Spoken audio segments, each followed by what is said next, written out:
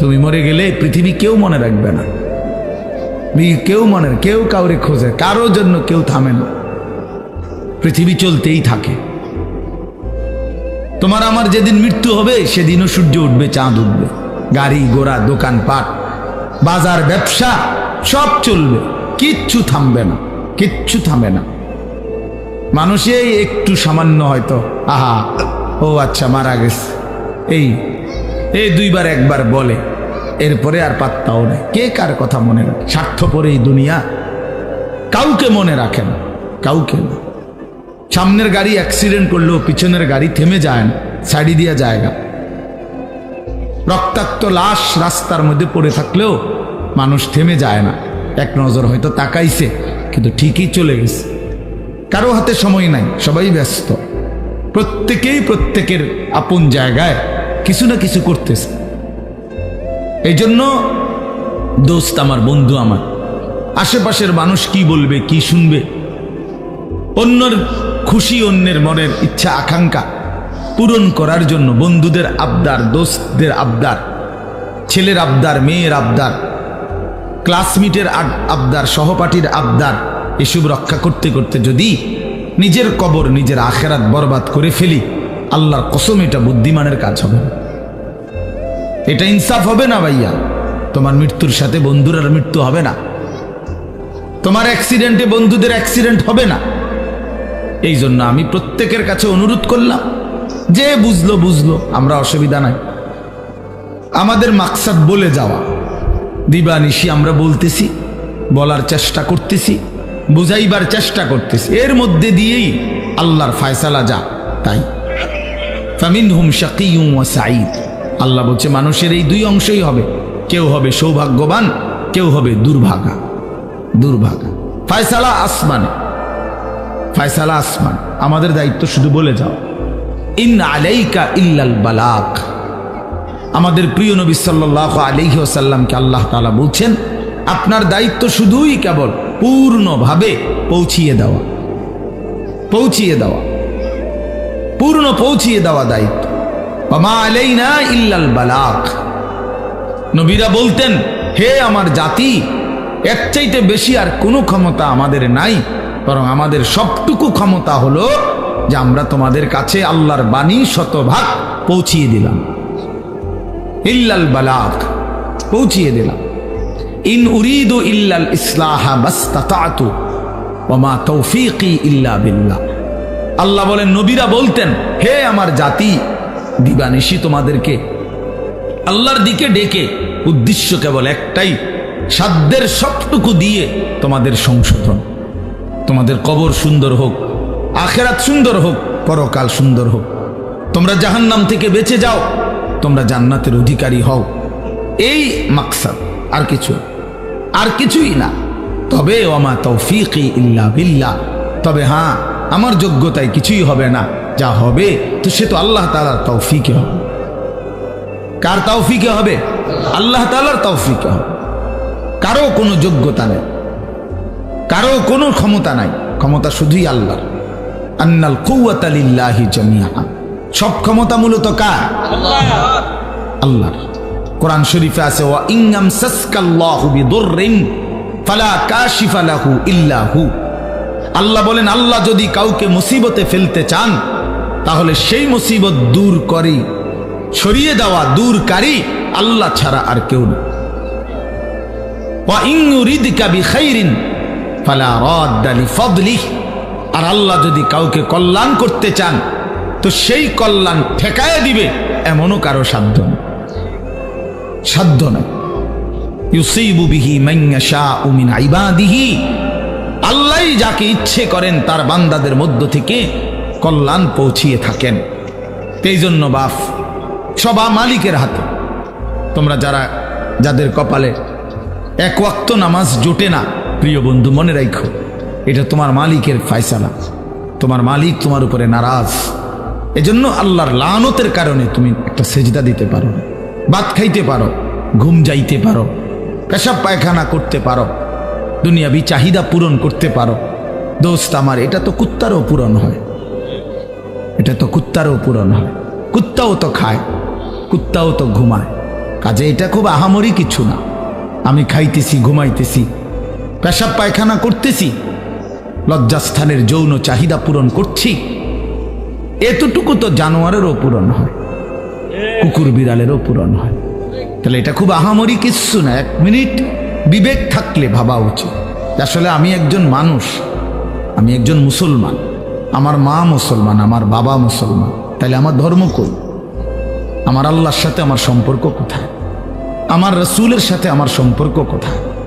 আমার কিতাব কোরআনের সাথে আমার সম্পর্ক কোথায়? আমার ধর্ম ইসলামের সাথে আমার সম্পর্ক কোথায়? আমি কোথায়? আমার ধর্ম কোথায়? আমি কোথায়? আমার আল্লাহ কোথায়? আমি কোথায়? আমার রসুল কোথায়? আমি কোথায়? আমার কোরআন কোথায়? আহা, এইটুকু ভাবনা যদি প্রিয় ভাই বাপ কারো মধ্যে না থাকে, যে যেমন আছেন, যার যেটা ভাল লাগছে জিন্দিগি এভাবেই কাটাইতেছেন, আমার বাপ এখানে তো শেষ না। কোরআনুল কারীমের মধ্যে আল্লাহ তাআলা স্পষ্ট বলছেন, ইন হিয়া ইল্লা হায়াতুনা দুনিয়া নামুতু ওয়া নাহইয়া ওয়া মা নাহনু বিমাবউসিন। আল্লাহ তাআলা বলে কাফেরের কথা, বেঈমানের কথা, সমস্ত কাফের বেঈমানের বক্তব্য হলো জীবন মানে শুধুই দুনিয়া, শুধুই দুনিয়া। ইন হিয়া ইল্লা হায়াতুনা দুনিয়া, আর কিছুই নয় জীবন, শুধুই দুনিয়া।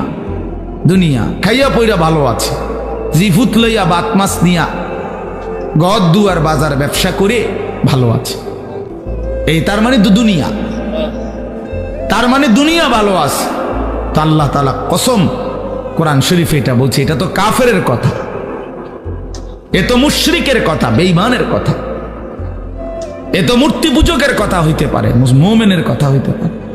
মুমিনের এটা কোনো বিষয়ই না, ইমানদারের এটা কোনো বিষয় না। খাইয়া পয়রা ভালো আছেন না দুঃখে আছেন, এটা কোনো বিষয়। খাইয়া পয়রা ভালো আছেন তো নবী সাল্লাল্লাহু আলাইহি ওয়াসাল্লাম যে ক্ষুধার্ত ছিলেন, কথা বলেন না, নবীজি পেটে পাথর বাঁধছিলেন কিনা ক্ষুধার, তো তাহলে তখন তিনি ভালো ছিলেন না? কথার জবাব দেন না কেন? তো নবী সাল্লাল্লাহু আলাইহি সাল্লামের দেহ মোবারক থেকে যখন রক্ত ঝরছে তখন তিনি ভালো ছিলেন না? আমরা যে বললাম খাইয়া পড়ে ভালো আছি, খাইলে দাইলে ভালো থাকে, তিনি তো খান নাই। নবী সাল্লাল্লাহু আলাইহি সাল্লামের স্ত্রী আম্মা জান আয়েশা রাদিয়াল্লাহু তাআলা আনহা স্পষ্ট হাদিসের মধ্যে বলছেন, রাআইনা হিলালান সুম্মা হিলালান সুম্মা হিলালান মা আওকাদাত ফি আবিয়াতি রাসূলিল্লাহ নারুন। তিনি বলেন আমরা এক চাঁদ দেখলাম, ওইটা ডুবলো, আরেক চাঁদ উঠলো, ওইটাও ডুবলো, আরেক চাঁদ উঠলো, এভাবে 3 চাঁদ মানে 3 মাস আমাদের ঘরে অতিবাহিত হলো। আমরা 9 জন নবীজির স্ত্রী ছিলাম, কারো ঘরে, হযরত আয়েশা বলেন, এই 3 মাসে চুলায় আগুন জ্বলে নাই। মা আওকাদাত ফি আবিয়াতি রাসূলিল্লাহি নারুন, কোন আগুন জ্বলে নাই। তাইলে প্রিয় বন্ধু, 3 মাস যার ঘরের চুলায় আগুন জ্বলে নাই, রাসূলুল্লাহ সাল্লাল্লাহু আলাইহি ওয়াসাল্লাম এবং তার স্ত্রীদেরকে নিয়ে তিনি, হাদিসে স্পষ্ট আছে, আম্মা জান আয়েশা বলছে, জিন্দিগি তাইলে কেমনে কাটাইছি, আত-তামারু ওয়াল মা, খেজুর এবং পানি পান করে, এটুকু দিয়েই 3 মাস, সকাল দুপুর বিকেল সন্ধ্যা, প্রতিদিন প্রতি রাত একই খাবার, শুধু খেজুর শুধু পানি। তো এটুকু দিয়ে তাইলে রাসূলুল্লাহ সাল্লাল্লাহু আলাইহি ওয়াসাল্লাম ভালো ছিলেন না? সাহাবায়ে কেরাম ভালো ছিলেন না? নবীজির বিবিরা ভালো ছিলেন না? তো আপনি কেমনে হিসাব মিলাইলেন? আপনি মুসলমান কেমনে হিসাব মিলাইলেন? ফুদ বিদেশ পাঠাইয়া, মেয়ে বিয়ে দিয়া, বাড়িতে গদ্দুয়ার কইরা, এখন ভাত মাছ চাল ডাল খাইয়া আপনি ভালো আছেন? এতটুকুতেই ভালো থাকা এক মুসলমানের হিসাব? এটুকু না বাপ, মুসলমান এটাকে হিসাব বলে না। খোদার কসম, এটা মুসলমানের কোনো হিসাব, এটা বলার কিছুই না। এগুলো সহজ বিষয়, ভাত মাছ কোনো আমনের বেড়াগিরির কিচ্ছু নাই। এ তো আল্লাহ তাআলা বলছে, বান্দা আমি জমিনে যাকে সৃষ্টি করেছি তার জন্যই আমি নির্ধারিত রিজিক বরাদ্দ করে রেখেছি। এ তো আমি কুত্তারও রিজিক দেই, এটা একটা শিক্ষার ধরনের কি আছে? এ তো সাপ বিচ্ছু শুকর, জন্তু জানোয়ার কীট পতঙ্গ, আফ্রিকার জঙ্গলের প্রাণী, আটলান্টিক মহাসাগরের তলদেশের প্রাণী, হিমালয় পর্বতের চূড়ার প্রাণী, সকলকে আমি রিজিক দিচ্ছি। এ তো আশ্চর্য কিছু না বান্দা। এক একজনকে আমি এক এক রিজিক দিচ্ছি বন্টন করে, এটা তো তেমন কিছুই না। যৌন চাহিদা পূরণ তো সবার হচ্ছে ছেলেরা। তুমি রাত দিন মোবাইলে তোমার শাহওয়াত পূরণ করো, তোমার মনের অবৈধ লিপ্সা, নারী ছবি দেখে উলঙ্গ দৃশ্য দেখে মনে করছো না রে ভাইয়া, এ তো জানোয়ারেরও পূরণ হয়, কুকুরেরও তো বাচ্চা হয়, কুত্তারও তো ছাও হয়, কুত্তারও তো বাচ্চা হয়, সেও তো যৌন চাহিদা পূরণ করে। তাহলে এটুকুই জীবন, শুধু এতটুকুই জীবন আমাদের। একটা রাত পুরাপুরি কেটে গেল মোবাইল দেখতে দেখতে, একটা দিন পুরা কাইটা গেল মোবাইল দেখতে দেখতে, 8 ঘন্টা জীবন থেকে চলে গেল বন্ধুদের সাথে গল্প করতে করতে। এটা মুসলমান? এটা মুমিন? তোমার কোনো মা নাই, তোমার কোনো বাপ নাই, তোমার কোনো আখেরাত নাই, কেউ তোমারে বানায় নাই, তোমাকে কোথাও ফিরতে হবে না, হাসরের ময়দানে দাঁড়াইতে হবে না। আলা ইয়াযুন্নু উলাইকা আন্নাহুম মাবউসুন। আল্লাহ কোরআনে বলছে, হে নাফরমান, তোমরা কি ভাবতেছো না যে তোমরা হাসরের ময়দানে দাঁড়াইতে হবে? কোরআন শরীফের আয়াত। আলা ইয়াযুন্নু, আরে কি হলো বান্দা, কতক্ষণ হলো, কতদিন হলো নামাজ পড়ো না? কতদিন হলো, কতদিন হলো নামাজ পড়ো না? আল্লাহ তাআলা জানতে চাইছে কোরআন, আলা ইয়াযুন্নু উলাইকা আন্নাহুম মাবউসুন। আমার বান্দা কি হলো তোমার? তুমি কি হাসরের ময়দানে উঠবা না? কেমনে দাঁড়াইবা তখন? ফাকাইফা তাত্তাকুনা ইন কাফারতুম ইয়াওমান ইয়াজআলুল বিলদানা শিবা। আল্লাহ বলে, বান্দা এই যে দিন রাত আমার নাফরমানি করছো, সেদিন হাসরের ময়দানে তুমি কেমনে বাঁচবা?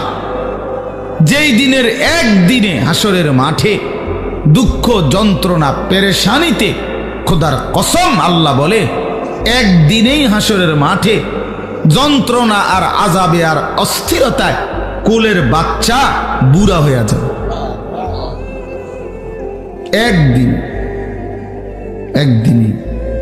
আজকে ওই এখন আমি যখন এখানে আসতেছিলাম, আমার ঢাকার এক পরিচিত মানুষ, উনি বলতেছে যে হুজুর আমি এই, উনি হজ ওমরায় লোক নেয়, তো কইতেছে কই এ হাজি সাহেব গো, এই কথাবার্তার ফেসালি শুনতে শুনতে মনে হয় যে 1 মাসে বুড়ো হয়ে গেছি, এটা দিবনি, এমনি হয়েছি নি, হেমনে হয়েছি নি, কথাটা বুঝছেন? তাহলে মানুষ কিন্তু এই কথাটা বলে কথার প্রসঙ্গে যে ভাই আমি যে আজ 6টা মাস এমন মুসিবত গেছে ভাই আমার উপর দিয়া, অর্ধেক চুল পাইকা গেছে, বলে না এমন মানুষ কথার পরে?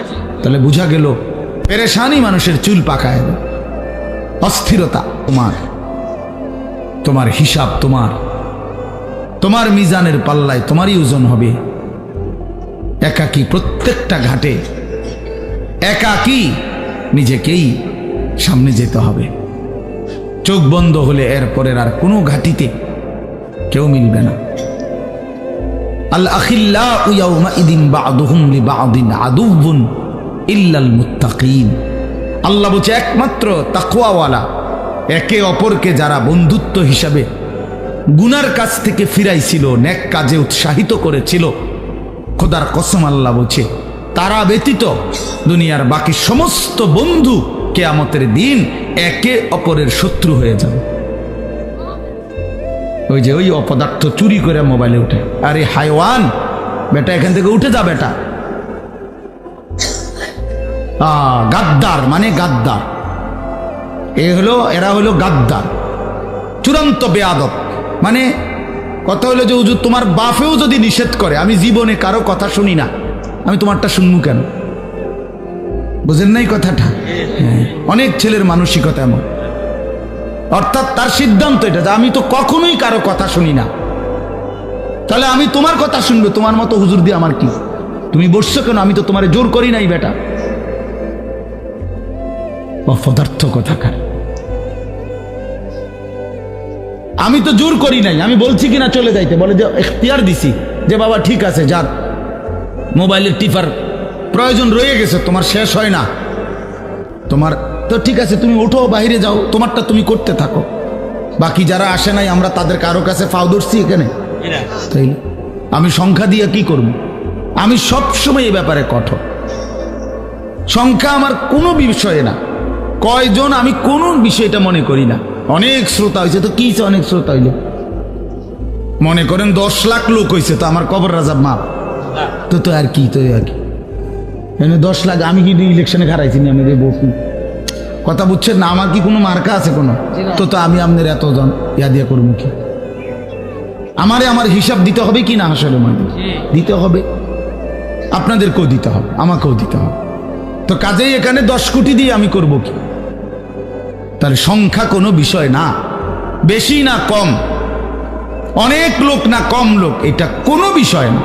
বিষয় হলো আল্লাহর কথা, আল্লাহর কথা পৌঁছানো, আল্লাহর কথা কলিজায় পৌঁছানো। এই জন্য নওজোয়ান আমরা এটা চাই, তুমি দিল দিয়া শোনো। মোবাইল ধরে রাখলে দিল জমে না, তাইলে তুমি মাথা নোয়াইলা কেন? তুমি গোপনে এমনি উঠাইতে চাইলে, তার মানে তোমার দিলের মধ্যে হলো মোবাইল, এটার মধ্যে উঠাইতে হইব কেন? এটার মধ্যে উঠাইতেই হবে, এটা এমন জরুরি হয়ে গেল কেন? কথা বলে না বলে যদি হুজুর গোটা পৃথিবীতে আমাদের অত্র ইউনিয়নে আমার এই একটা মোবাইল ছাড়া আর কারো কাছে কোনো মোবাইল নাই, হ্যাঁ, আমি যদি এই উপকারটা করতে পারি যে সবাই রে আমনে ছবিটা উড়ে একটা দেয়াইতারি, তাহলে আপনারও কবর রাজাব মাফ, গ্রামবাসীরও কবর রাজাব মাফ। চলো ভাইয়া, রাগ হইও না, বরঞ্চ এটা মেনে নেওয়ার চেষ্টা করো। গুনাহের মানসিকতা সাংঘাতিক জমে গেছে। তোমরা নওজোয়ান ছেলে, এত অল্প বয়সে যদি বাপ তোমরা আল্লাহকে এভাবে নারাজ করো, তো আগামী জিন্দিগিটা কেমন হবে বাপ? 16 বছর বয়সে এক ওয়াক্ত নামাজ পড়তে মন চায় না, প্রিয় ভাই, তাহলে তুমি তোমার আল্লাহর সাথে কতটা দূরে সরে গেল? মাত্র 18 বছর বয়সে কোনোদিন তুমি ফজরের নামাজ পড়ো না, তো তোমার সৃষ্টিকর্তার সাথে তোমার সম্পর্ক কতটা দূরে? এটা কেমন হইল?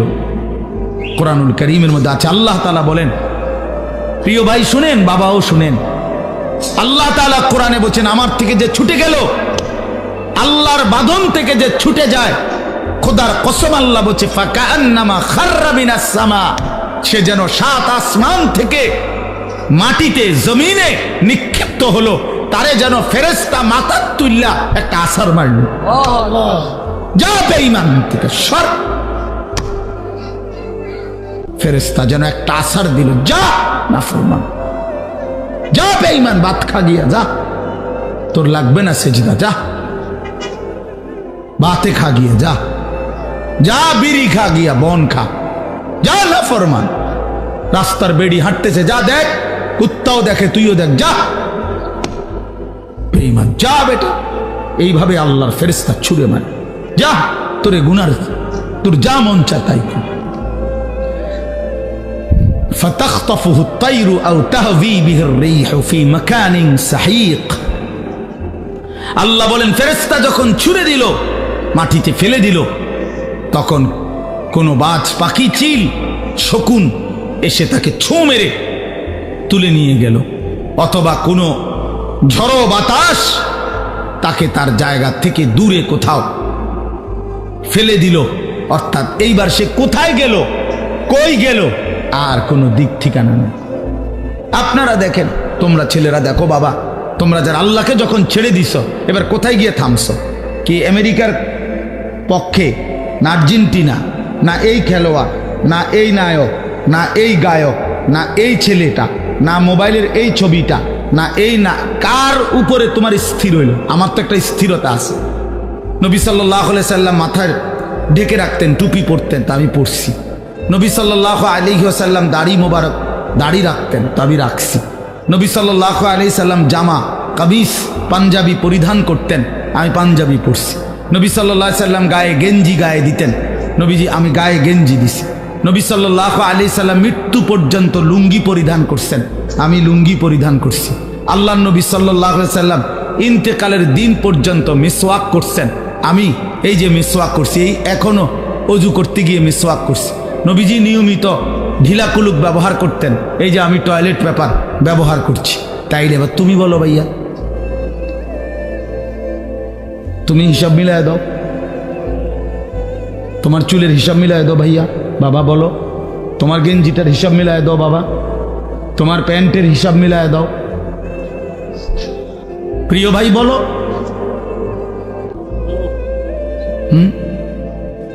আমার মাহফিল দেরি হয়ে যাইতেছে, আমি মাগরিবের নামাজ জামাতে পড়ছি, আমি রোজা রাখছি, তো ইফতার এখানে আমার, আমি তখন কোম্পানিগঞ্জ, তো গাড়িতে বসে একটা খেজুর খাইছি, পানি এক ডুব খাইছি, খালাস ইফতার হয়েছে, নামাজও জামাতে পড়ছি। তাহলে সমস্যা কোথায়? কি মাহফিল ছুটে গেছে আমার? কথা বলেন, মাহফিল বাদ পড়ে গেছে আমার?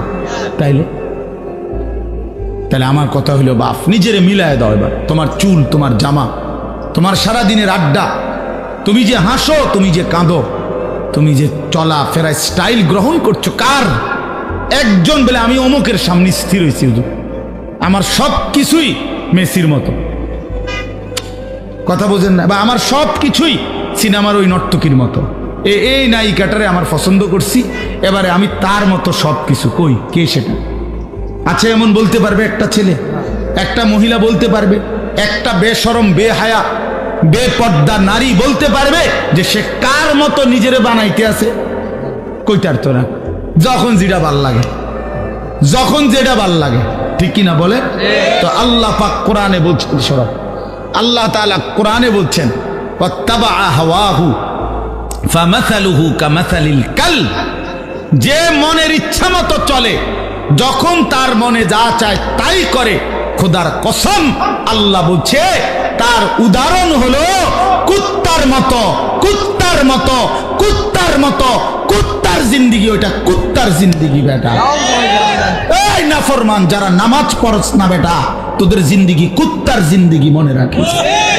আমার নাম আনিসুর রহমান, মনে রাখিস, আমি বলছি ওই জীবন কুত্তার জীবন বেটা, কুত্তার জীবন।